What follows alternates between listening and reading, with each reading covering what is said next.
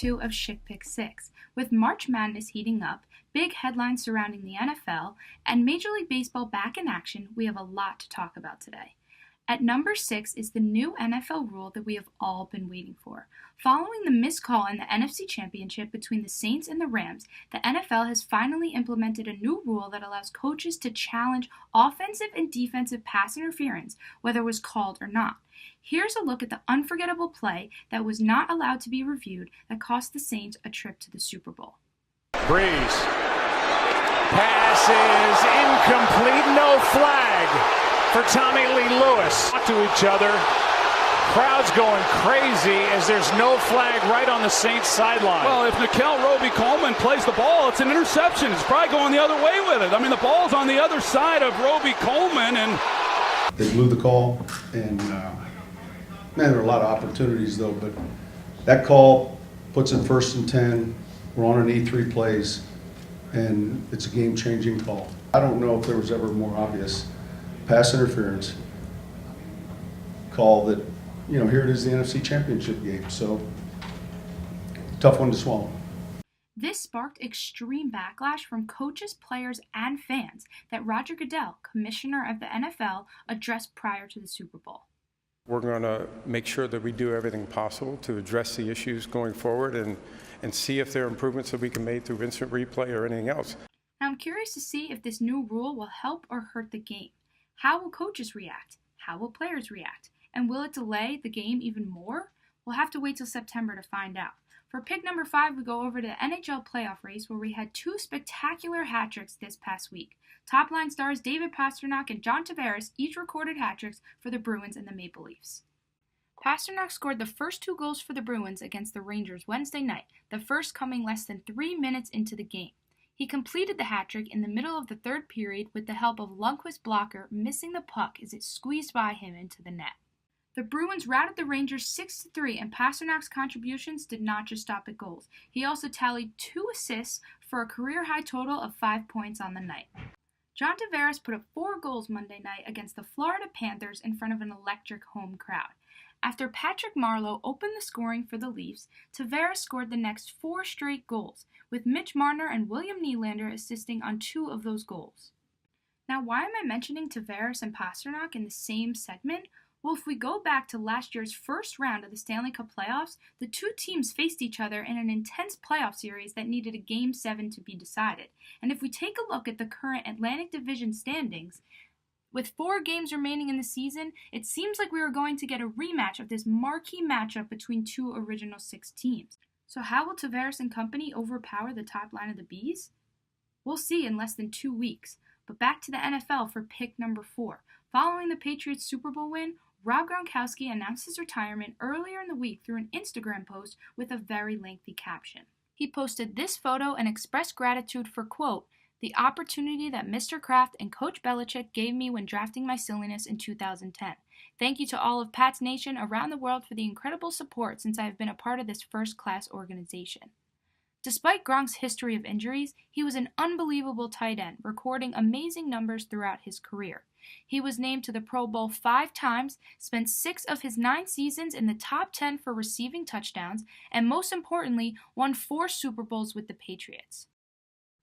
Robert Kraft sure did make a smart decision when he traded for the 42nd pick in the 2010 draft. I honestly thought that Gronk's retirement would accompany Brady's retirement. So now that Brady's not retiring, I'm curious to see if Brady's offense will be hindered by the absence of Rob Gronkowski. Gronk says goodbye to football. We say goodbye to pick number 4 and hello to opening day for pick number 3.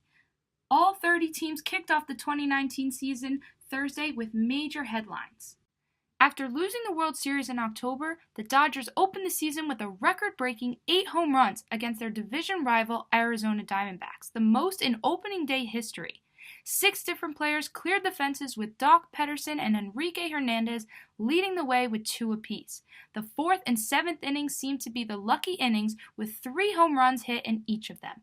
Not to mention, 4 of the 8 home runs were hit off of former Dodger Zach Greinke. The final score of this one was 12-5.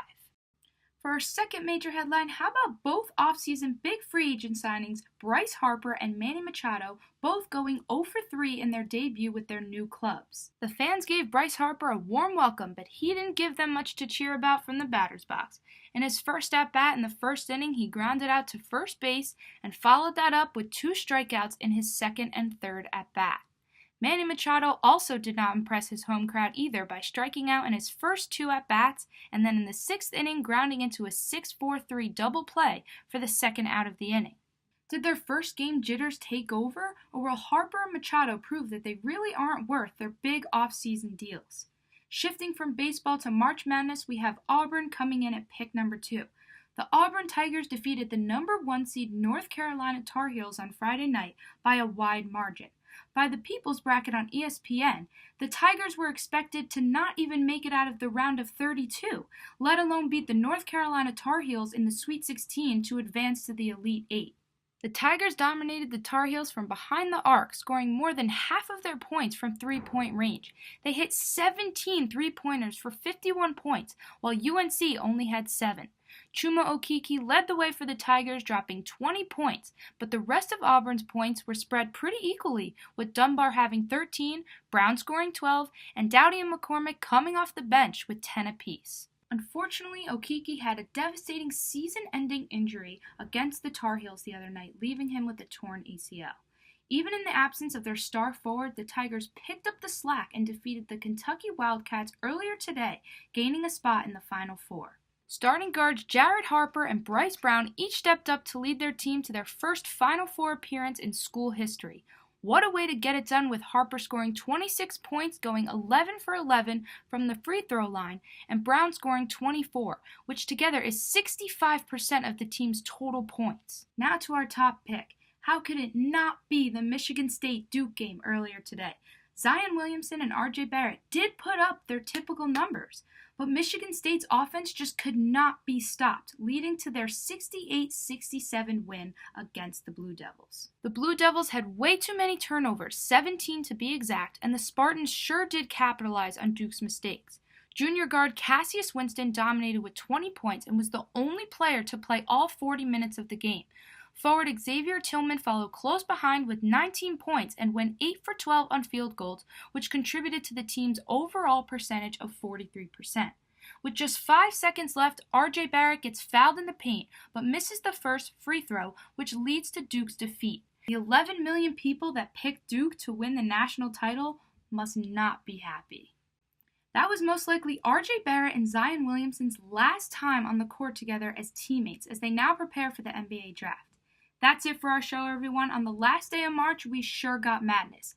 Thanks so much for tuning in. We'll see you next week on Schick Pick 6.